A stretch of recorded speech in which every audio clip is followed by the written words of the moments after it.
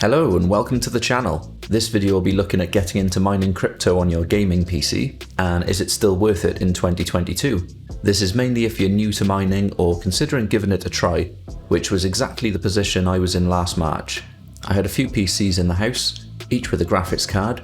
At the time it was two 1060s and a 2070 Super, so I decided to try out crypto mining, and when I received my first payout I was just hooked, and have been reinvesting it back into more graphics cards and rigs to build up my farm ever since.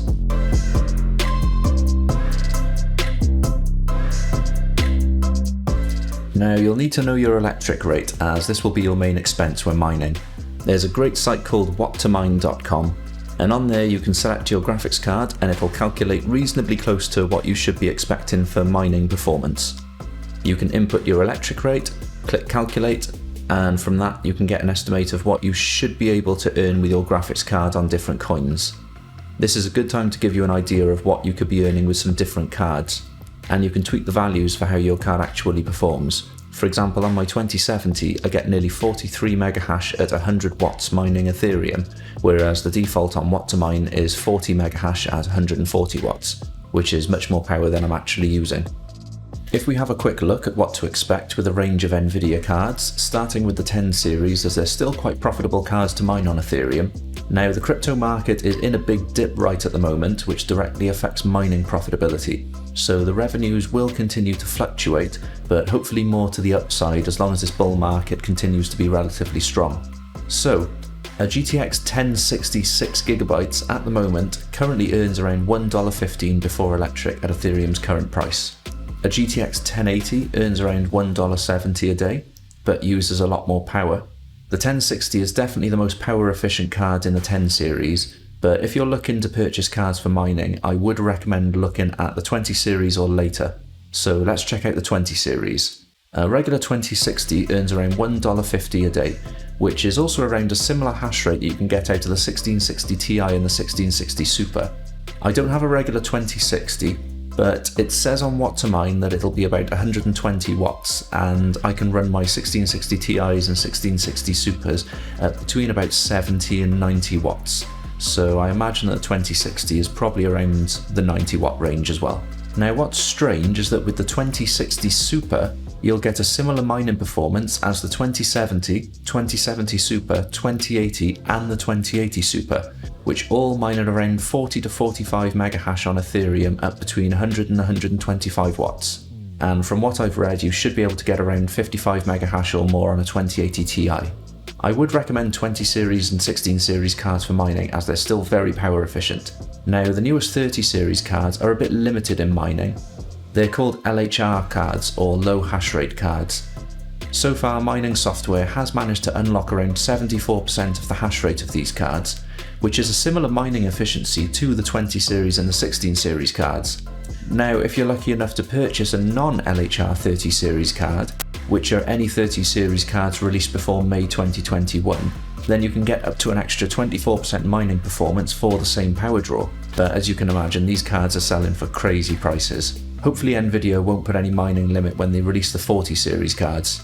We'll have to wait and see. If you have a graphics card with 6GB of RAM or more, I would recommend just starting off mining Ethereum, as that's been consistently the most profitable coin to mine for a long time. But if you have a graphics card with less than 6GB of RAM, then you won't be able to mine Ethereum, unfortunately. But there are other coins that you can mine if you do happen to have a low memory card with, say, 4GB of RAM or less. Ethereum is going to stop being mineable and move to proof of stake this year sometime, so we may only have another 4 to 5 months to mine Ethereum anyway. Or it may possibly get pushed to next year if things get delayed further, as they usually do. So that's another thing to consider doing your own research into if you plan on expanding your mining operation, as it's currently unknown how profitable mining could be on different coins after Ethereum stops being mineable.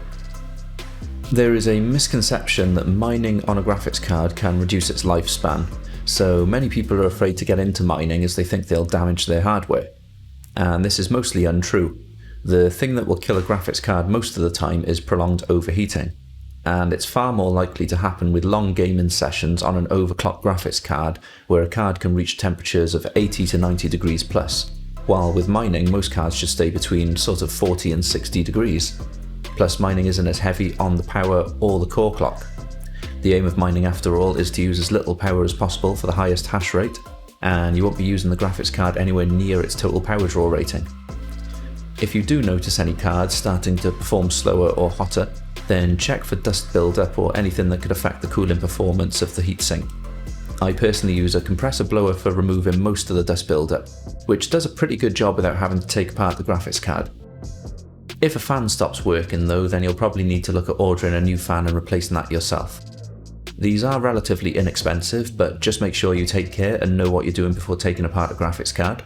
If you don't know what you're doing, then it'll be worth watching some YouTube tutorials, as you'll most likely have to replace the thermal paste on the chip as well. Now, how you start mining will depend on your current hardware and what you want to mine, but the basics you will need is a crypto wallet to send your mine coins to. So I would recommend using a mobile wallet like Exodus or Trust Wallet, but you can also use an exchange like FTX Exchange or Coinbase or Binance, or perhaps even something like Nexo or Celsius if you wanted to earn interest on your crypto as well. For your PC, you will need mining software. I recommend using T-Rex Miner, or if you have an AMD graphics card, you'll need to use something like Team Red Miner.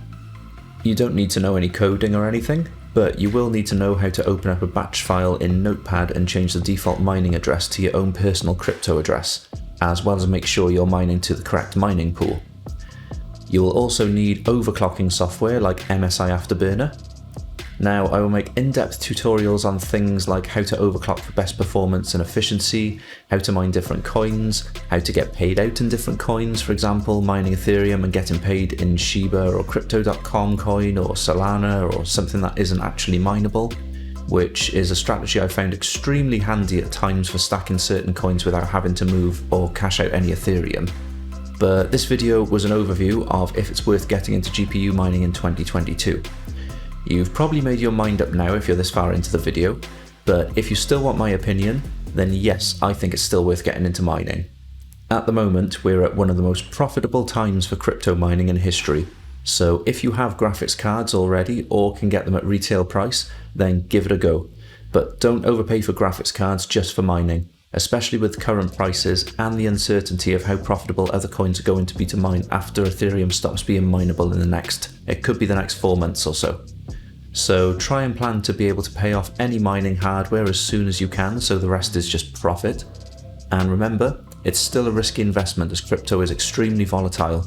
But the other thing I like about mining is when everything is paid for, you still have plenty of hardware with good resale value regardless of what the crypto market does. Gamers will always want graphics cards.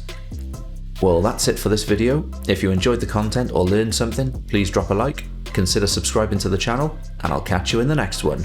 Take care everybody, and happy mining.